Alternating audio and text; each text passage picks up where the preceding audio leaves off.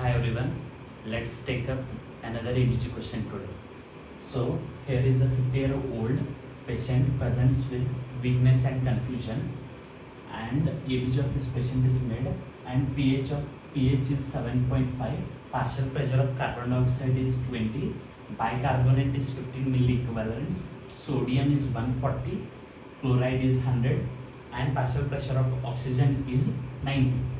So pH is 7.5, which is suggestive of alkalosis. As we all know that normal pH is 7.5 for ABG analysis. This is the cutoff which we are going to take. Less than 7.4 is going to be acidosis, and greater than 7.4 is alkalosis. Since it is 7.5, it is alkalosis. Now let's find out what is the cause for alkalosis. Partial pressure of carbon dioxide is 20, and we all know that normal partial pressure of carbon dioxide is 40. Since partial pressure of carbon dioxide is reduced and carbon dioxide contributes to acidosis, reduction in carbon dioxide can be one of the reason for alkalosis. Let's not conclude it here. Let's also take bicarbonate also.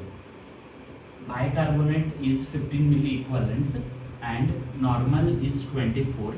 So decrease in since bicarbonate contributes to alkalosis, a decrease in alkalosis should cause decrease in bicarbonate should cause acidosis. So since it is alkalosis, from this we can conclude that the reason for alkalosis is decrease in carbon dioxide.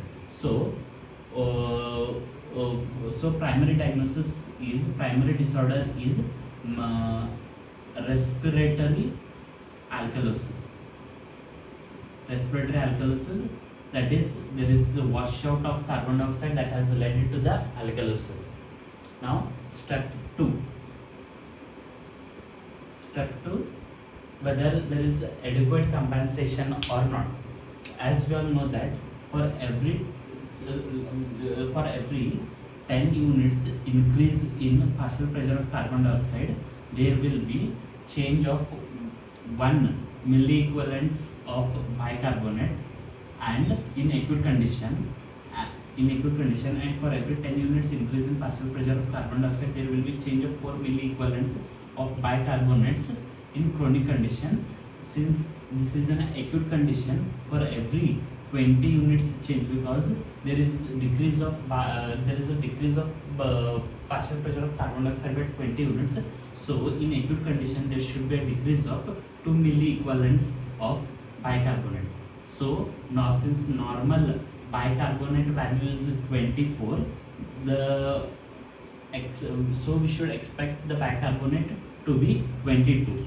However, bicarbonate value given in the ABG is 15, which is suggesting that there is one more pathology happening due to which this bicarbonate has been decreased.